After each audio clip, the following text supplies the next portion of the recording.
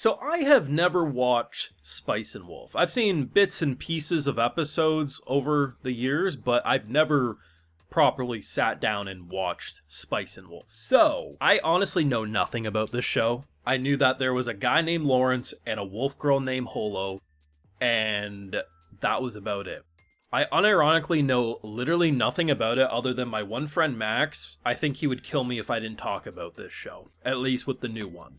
And I think he's always been disappointed I never properly watched the old one.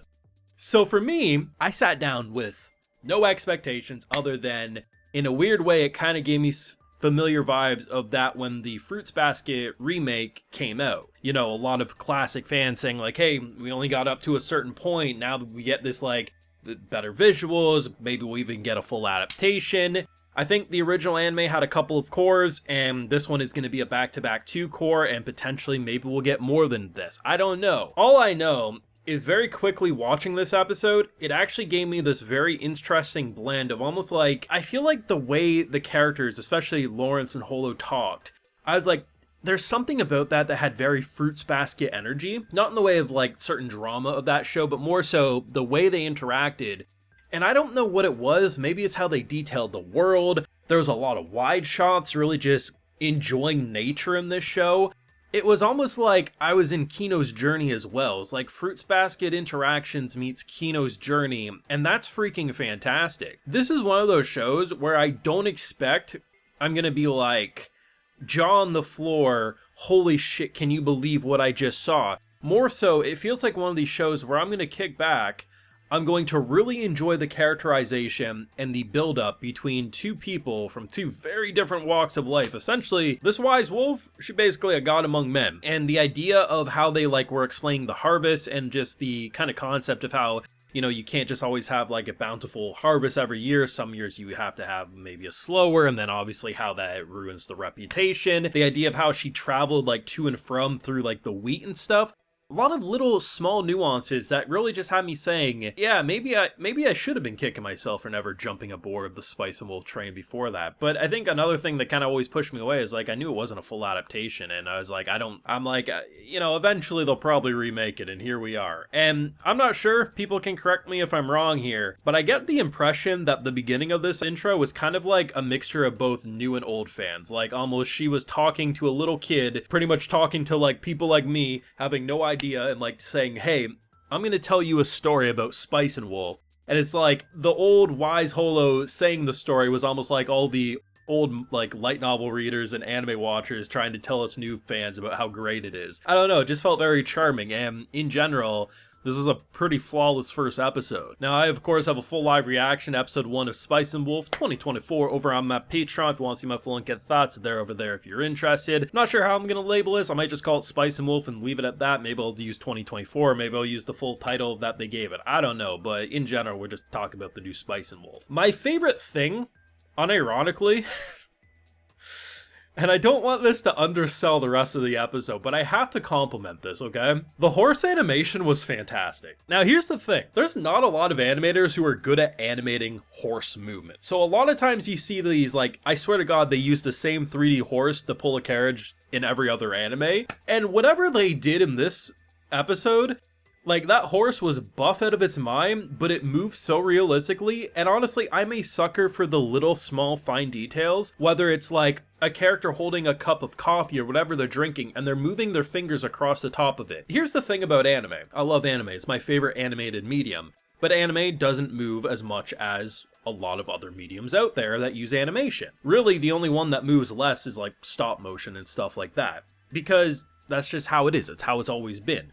But there's something in the water the past couple of years because more and more anime are getting way more expressive. And a show like this, which it probably helps that they don't have to really worry about throwing fireballs every single minute or every other episode. So they have this time and attention that they can put in to a 2-core, a back-to-back 2-core, that the quote-unquote sakuga or extra detail to the production actually comes to the expressiveness. I can't tell you, like, I swear to God, at least a third of this episode, when I was watching, yes, it's animated, and yes, I know it's a 2D drawing, but the way the characters would move and interact with not only just little objects around them, the environment, I was like, oh, that feels like someone with an actual camera filming live action actors, and that's why they're able to get across all this expression. But they really went in with a lot of subtle details, a lot of which you may not be able to just pick apart right off the top of your mind. One of the ones that comes to mind is, I think it's near the beginning of the episode when they're touching a cup. There's just like a lot of really subtle details.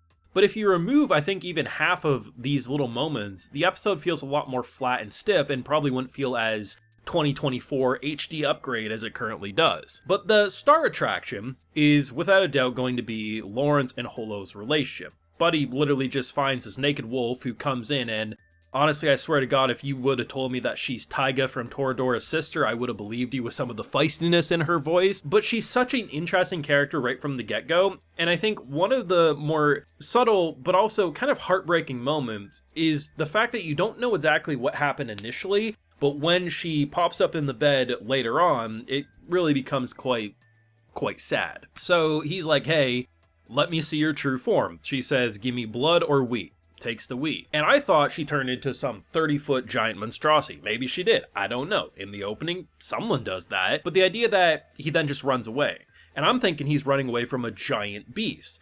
And I like how afterwards, we actually get to see the full context of that scene, which is she transformed. We don't see what her true form is, and I think that's important, because the whole idea is that anyone who sees her true forms runs away in terror. You should leave that for either much later down the line, a character arc, or maybe you never show up to the viewer and only see it from his kind of reflection sort of a thing. But either way, he sees it, freaks out, and that look of course you would be scared, everyone is, and then he runs away. Clearly, what they want to do is at some point, he will see that form and he won't look at her in terror. And that will be a very big moment for both of their characters. But overall, I'm already vibing with what they're doing. A traveling merchant, a god of harvest over here, and what type of slice of life adventures and stories we will see along their journeys. But most importantly, the building relationship between these two. That is very, very exciting. And as someone who knew nothing, I didn't even know she was like